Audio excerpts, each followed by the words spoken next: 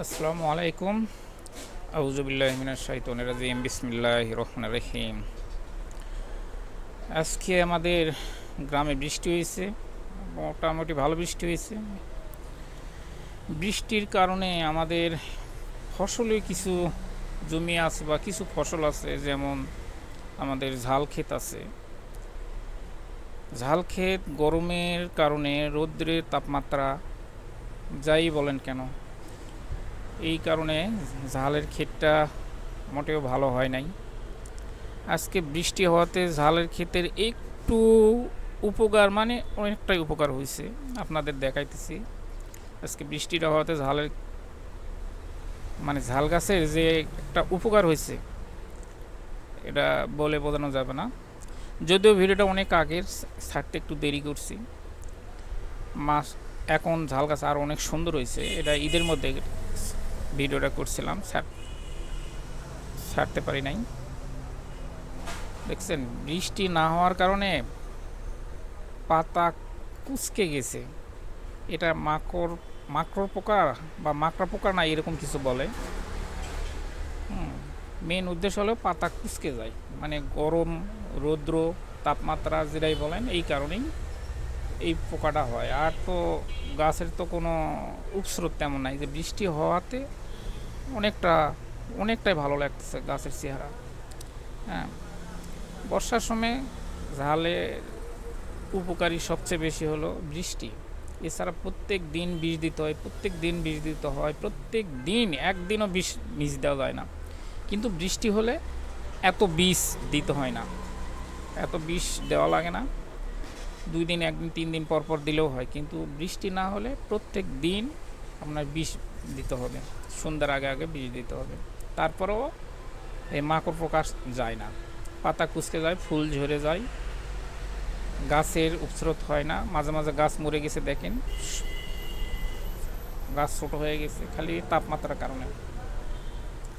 তো ফসলই করা অনেক কঠিন, ফসল করা এত কঠিন, কারণ আবহাওয়া আগের মতো নাই, আবহাওয়া পরিবর্তন হয়ে গেছে। আগে মনে হয় 6 ঋতুর দেশ ছিল, এখন আমাদের মনে হয় 4 ঋতুর দেশ হয়ে গেছে। হ্যাঁ, ঋতু চেঞ্জ হয়ে গেছে। যেই সময় বৃষ্টি হওয়ার কথা সেই সময় বৃষ্টি হয় না, যেই সময় দরকার নাই সেই সময় বৃষ্টি হয়।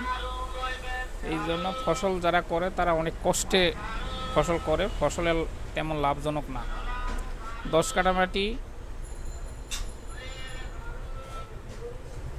10 কাঠা মাটি এই মরিচ লাগানো থাকে এ পর্যন্ত অলরেডি 20,000 টাকা খরচ হয়ে গেছে, কিন্তু মরিচ এখনও ওঠে নাই। এখন উঠবে কতদিন পরে, এবার কী অবস্থা এটা বলা যাবে না।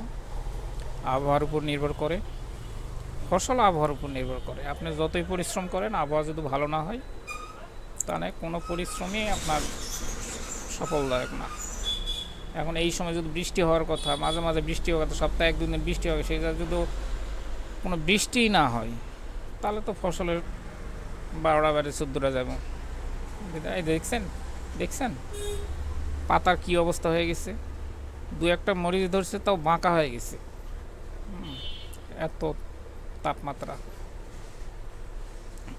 হ্যাঁ, ঈদের পরপরই বা ঈদের আগে কিন্তু মরিচ ওঠার কথা, কিন্তু না, মরিচ কোনোভাবেই উঠানো সম্ভব হয় নাই। খালি ফুল ঝরে ঝরে যায়। আর বীজ তো ভাঙতেই হয়, প্রত্যেক দিন ভাঙতে হয়, প্রত্যেক দিন ভাঙতে হয়। কি করার জানি না। ভিডিওটা করছি, ভিডিওটা অনেক দিন আগের, তবে এখন আমাদের ঝাল ক্ষেতের আরও অনেক উন্নত হয়েছে, কিন্তু এই ভিডিওটা আমি এখন করতে পারি নাই, হয়তো করলে আমি এটা আবার আপডেট ছাড়ব। আর মরিচের যে দাম, যদি কিছু কিছু মরিচে ওঠে তাহলেও পোষায় যাব, পরিপূর্ণভাবে যদি না ওঠে তারপরেও পোষায় যাব। কারণ এখন মরিচ আমাদের গ্রামে প্রায় 180-200 টাকা কেজি। হ্যাঁ, 2 মনের জায়গায় যদি 1 মন করেও ওঠে সপ্তাহে, তাহলেও পোষায় যাব। আর যদি এও না ওঠানো যায়, তাহলে তো লস। তো সবার উদ্দেশ্যে বলি, আসলে ফসলি জমি, ফসল যারা করে, কৃষক, আসলে এদের কষ্ট বেশি, সফলতা খুবই কম। দিন শেষে সফলতা খুবই কম। চাকরিজীবীরা মাস শেষে একটা বেতন পায়। হ্যাঁ, আর কৃষকেরা 6 মাস পর একটা ফসল বা 3 মাস পর একটা ফসল, সেটাও যদি সুষ্ঠু সুন্দর মতো না হয় তাহলে তো অনেক কষ্ট। আর কি কষ্ট যেটা করে তারাই ভালো বুঝবে। আর যারা শহরে আছে খালি বলে যে হাইরে মরিচ 300 টাকা কেজি, 400 টাকা কেজি, 250 টাকা কেজি, কিন্তু না, ফসল তো ফলাইতে হবে ভাই। ফসল যদি না ফলায় তাহলে আপনি শহরে পাবেন কোথা থেকে? শহরে তো পাবেন না। ফসল যদি সুষ্ঠু মতো ফলানো না যায় তাহলে আপনি শহরে বই থেকে কই পাবেন? ওই ভারত থেকে নিয়ে আসতে হবে, অন্য অন্য রাষ্ট্র থেকে নিয়ে আসতে হবে, আনি খাইতে হবে। কিন্তু ফসল ফলানো নিতান্তই অনেক কষ্টে। এত কষ্ট কইলামই তো, দিন শেষে সফলতার হার খুবই কম, সফলতা আসেই না। কিন্তু যারা নিজে পরিশ্রম করে, ম্যান পাওয়ার না খাটায় নিজে পরিশ্রম করলে কিছু আশা মানে ফসলের কিছু সফলতা পাওয়া যায়। যারা পরিশ্রম না করে ম্যান পাওয়ার অর্থাৎ লোক খাটাই করতে যায় তাদের দ্বারা তো সম্ভবই না। ফসলে লোক খাটায় ফসল করা সম্ভব না। এটা তাহলে আপনি দিন শেষে দেখতে হবে যে পকেট থেকে আরও ভরতে হইব। আল্লাহর রহমতে সবাই ভালো থাকেন, সুস্থ থাকেন, সুন্দর থাকেন। আল্লাহ হাফিজ।